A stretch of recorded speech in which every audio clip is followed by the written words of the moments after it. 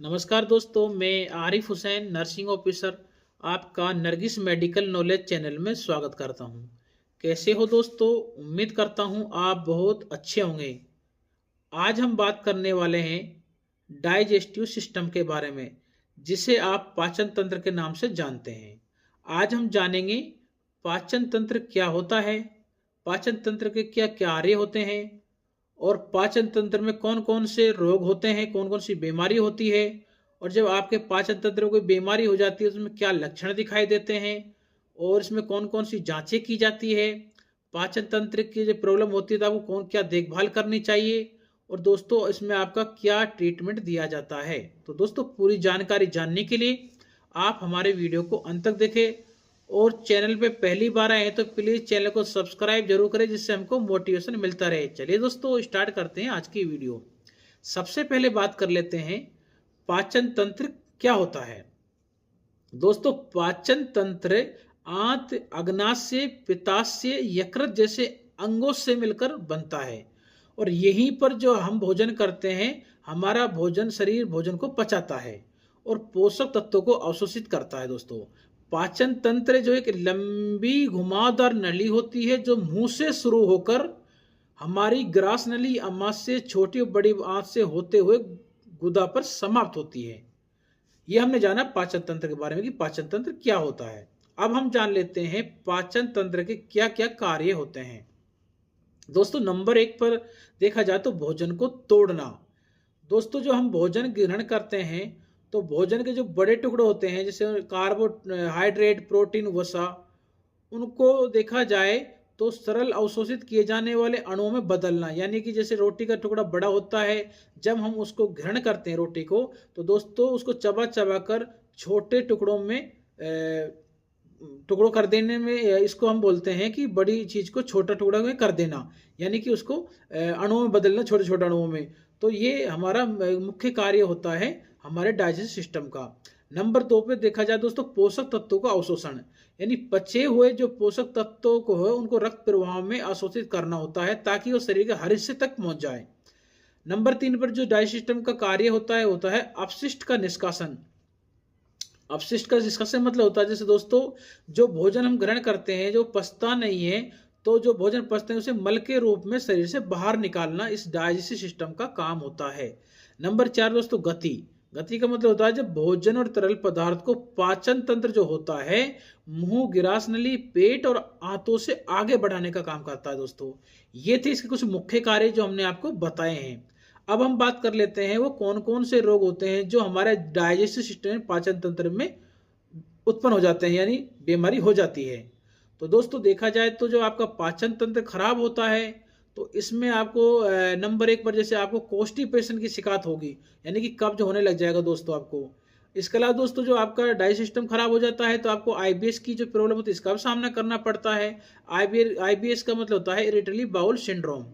Number 3 पर दोस्तों जब आपका डाइजेस्टिव सिस्टम खराब होता है, पाचन तंत्र खराब होता है, तो आपको आंतरिक और बाहरी दोनों तरह की बवासीर की समस्या का सामना करना पड़ सकता है। इसके अलावा दोस्तों जब आपका पाचन तंत्र खराब होता है तो आपको गुदा विदर की प्रॉब्लम का भी सामना करना पड़ता है। गुदा विदर का मतलब होता है आपकी गुदा में दरारें पड़ जाना।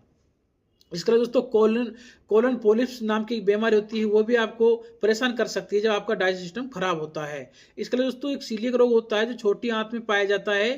दोस्तों जो आपका डाइजेस्टिव सिस्टम खराब होता है, पाचन तंत्र की प्रॉब्लम होती है, तो उस समय दोस्तों सीलियक रोग होने की संभावना बढ़ जाती है। इसके अलावा दोस्तों आपका डाइजेस्ट सिस्टम जैसे ही खराब होता है तो आपको एसिडिटी की शिकायत होने लग जाएगी। इसके अलावा दोस्तों आपको आईबीडी यानी कि सूजन आंत्र रोग, जिसको आप अल्सरेटिव कोलाइटिस भी कहते हैं, इसका सामना करना पड़ सकता है। दोस्तों आपका जब पाचन तंत्र खराब होता है तो आपको पेट में अल्सर भी हो सकते हैं। दोस्तों इसके अलावा आपको डायरिया की शिकायत भी हो सकती है।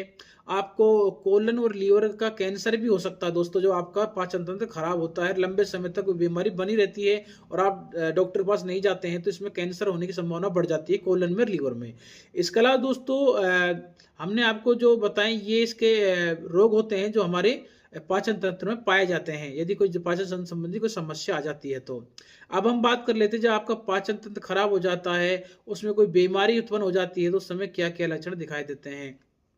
तो दोस्तों आपका जब पाचन तंत्र में कोई बीमारी हो जाती है तो उस समय आपके पेट में दर्द, कॉन्स्टिपेशन यानी कब्ज, डायरिया, मतली, उल्टी, ये कुछ लक्षण होते हैं जो लगातार आपको बने रहते हैं दोस्तों। आप ट्रीटमेंट लेते हैं जनरली तौर पे, लेकिन आपका ट्रीटमेंट लेने के बाद भी आराम नहीं मिलता। इसका मतलब होता है आपके पाचन तंत्र में कहीं ना कहीं कोई गंभीर बीमारी उत्पन्न हो चुकी है। इसलिए दोस्तों बिना देर करे कि डॉक्टर के पास जाना चाहिए अगर लंबे समय तक ये लक्षण बने रहे तो।